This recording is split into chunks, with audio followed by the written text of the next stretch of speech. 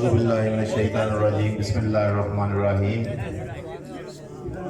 मैं पंडाल बैठे सारे बुजुर्गों का, दोस्तों का, भाइयों का शुक्रगुजार हाँ जिहड़े अपने कीमती वक्त विचों टाइम कढ़ के तुसीं इत्थे साडे वास्ते साडी गल सुनने वास्ते जो मूसा अलैहि साहब की गल सुनने वास्ते बैठे हो।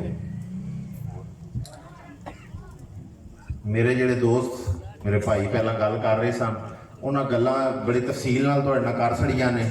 मैं हुण बिल्कुल शार्ट गल करदे होया चौधरी मूसा अलैहि साहब ने, चौधरी वजाद साहब के बरखुरदार ने, चौधरी परवेज़ अलैहि साहब के भतीजे ने, इस खानदान का तारफ मेरा ख्याल है किसी को कराने की जरूरत नहीं। उन्होंने खानदान किसी तारफ का मुहताज नहीं। चौधरी ज़फ़रुल्लाह शहीद का खानदान ज़िला गुजरात की शान है, बल्कि पूरे पाकिस्तान की पहचान है। चौधरी परवेज़ अलैहि साहब ने अपने दौरे हुकूमत जोड़े काम कराए ने उन्होंने जो लाले राणा ने जिक्र भी किया है वो बेमिसाल ने। तो तालीम के हवाले नाल होवन और सेहत के हवाले नाल होवन। देखो सब नाल जिहड़ी चीज़ देखने वाली होंदी है कि साडा जिहड़ा लीडर है साडे हल्के नूं जिहड़ा जिहड़ी नुमाइंदगी साडा अगे जाके करेगा, क्या उहदे कोल वो विजन मौजूद है, क्या उहदी जो अहलियत है कि वो अगे जाके साडे इलाके के मसाइल ते भरपूर रोशनी पा सके और साडे हकूक का तहफ़्फ़ुज़ कर सके।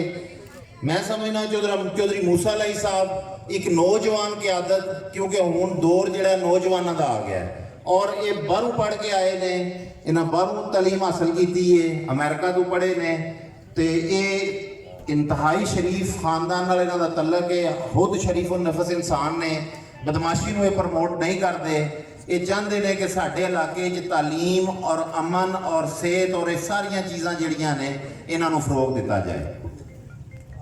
सब नालों जरूरी चीज़ देखो सड़कां नालियां गलियां ये भी जरूरी चीज़ां ने, लेकिन सब नालों पहला तुहाडे इलाके च अमन। तुसी देखो घर च अमन होवेगा, सुकून होवेगा, तो फिर तुहाडे कोल पैसा टुकर भी होवेगा, सारे काम होंदे ते फिर खुशी है। तो जे सुकून ही ना होवे तो तुहानूं रब ने जिन्ना भी दिते होवे कोई सुकून नहीं रहना, वो कोई स्वाद नहीं। इंज ही इलाके का है कि अगर तुहाडे इलाके च अमन है, सुकून है, तो फिर जिहड़े तरक्याती काम ने उन्हां दा भी फायदा है। अगर तालीम मौजूद है, अगर सेहत दियां जिहड़ियां ने वो चीज़ां मौजूद ने, तुसी देखो हुण कोई एक हस्पताल MNA साहब पिछले 5 साल जिहड़े ने आफत रजा साहब रहे ने, मैनूं ये दस दिओ सड़कों तो इलावा उन्होंने कोई काम कराया होवे, कोई स्कूल बना छड़िया ने, कोई कॉलेज बना दिता ने, कोई यूनिवर्सिटी बना दी ने, कोई हस्पताल जिहड़े ने वो जिस उन्हें भाई होरी गल पे करते सन मैटरनिटी है बच्चियां डॉक्टर, ये चीज़ां जरूरियात ने हर इंसान दियां। उस सड़क नूं किसी ने चटना है, हुण हर बंदे कोल गड्डी तो मौजूद नहीं जिन्होंने सड़क चाहिए है। हुण गरीब लोग नूं सब नालों पहलां अपने बच्चों की सेहत चाहिए है, उस तो बाद तालीम चाहिए है, उस तो बाद सिर दे उत्ते छत चाहिए है। और इन्हां चीज़ां बिल्कुल किसी बंदे ध्यान नहीं दिता जिहड़े पहला MNA बने सन। मैं तुहानूं सारिआं नूं यकीन दिवाना कि तुसीं चौधरी मूसा अलैहि साहब के हाथ मजबूत करो।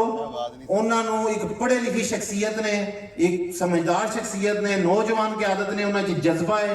उस जज्बे नूं तुसीं बुजुर्गां तुसीं भाइयों ने सपोर्ट करने, इन्हां दे हाथ मजबूत करने ने। तो इंशाअल्लाह आने वाले इलैक्शन देखो अली इलैक्शन 3 साल दूर है। चौधरी मूसा साहब ने हुण ही कंपेन शुरू कर दी है। क्यों? मैनूं उन्होंने एक गल हमेशा बड़ी पसंद आती है। वो कहते हैं मैं 3 साल लोगों नाल वरतना है, अगर लोगों को मेरा वर्तन पसंद आया तो मैनूं वोट पान, जे मेरा वर्तन ठीक ना होया तो मैं वोट ही नहीं मंगन लगा। स्वाद तो आया ना गल का, किसी बंदे नाल उन्होंने कोई लारा नहीं लाया। उन्हें यह नहीं आख्या कि मैं इंज कर देंगा तो मैं इंज कर दें, कोई टींगा नहीं। उन्हें आख्या जनाब मेरा तुहाडा वर्तन 3 साल मैनूं वरतो, वेखो जे मेरा वर्तन ठीक रहा तो मैनूं वोट दिओ। इस नालों वड्डी कोई गल नहीं है। तो इंशाअल्लाह ताला वो शराफत की सियासत नूं प्रमोट करना आए ने। इंशाअल्लाह सारे दोस्तों साथियों ने असीं मिल के उन्होंने मजबूत करना है, उन्होंने हाथ मजबूत करने ने और आने वाले इलैक्शन असीं उन्होंने कामयाब करना है। जांदे जांदे मैं एक होर गल कर जाना, मैं इत्थे गल्लां सुनदा सा, मैं स्टेज ते बैठे हाँ कि शराफत की सियासत नूं असीं प्रमोट जरूर करने हैं, लेकिन साडी इस शराफत नूं कोई बंदा बुज़दिली ना समझे। सानू अपने दोस्तों का, अपने साथियों का, अपने धड़े का तहफ़्फ़ुज़ करना आंदा है। जिहड़ा बंदा साडे किसी साथी नाल ज़्यादती करेगा असीं इंशाअल्लाह इट का जवाब, पत्थर का जवाब इट नाल देंगे।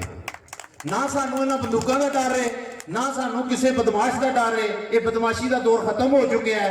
अगर कोई बंदा तुहाडे नाल ज़्यादती करता है ਚੋਈ ਮੂਸਾ ਸਾਹਿਬ ਦਾ ਜਿਹੜਾ ਨੰਬਰ ਹਰ ਵਕਤ ਆਨ ਹੈ, ਇਹਨਾਂ ਦੇ ਦਰਵਾਜ਼ੇ ਖੁੱਲੇ ਨੇ, ਤੁਸੀਂ ਇਹਨਾਂ ਨਾਲ ਰਾਬਤਾ ਕਰੋ। ਚੋਈ ਨਈਮ ਰਜ਼ਾ ਸਾਹਿਬ ਨਾਲ ਰਾਬਤਾ ਕਰੋ, ਸਾਡੇ ਨਾਲ ਰਾਬਤਾ ਕਰੋ। ਅਸੀਂ ਇਨਸ਼ਾ ਅੱਲਾਹ ਤਾਲਾ ਤੁਹਾਡੇ ਤੋਂ 2 ਕਦਮ ਅੱਗੇ ਹੋ ਕੇ ਤੁਹਾਡੀ ਸਪੋਰਟ ਵੀ ਕਰਾਂਗੇ ਔਰ ਤੁਹਾਡੇ ਨਾਲ ਟੁਰਾਂਗੇ ਵੀ। ਇਹਦੇ ਨਾਲ ਹੀ ਮੈਂ ਇਜਾਜ਼ਤ ਚਾਹਨਾ। ਸਾਰਿਆਂ ਨੂੰ ਅਸਲਾਮ ਅਲੈਕੁਮ।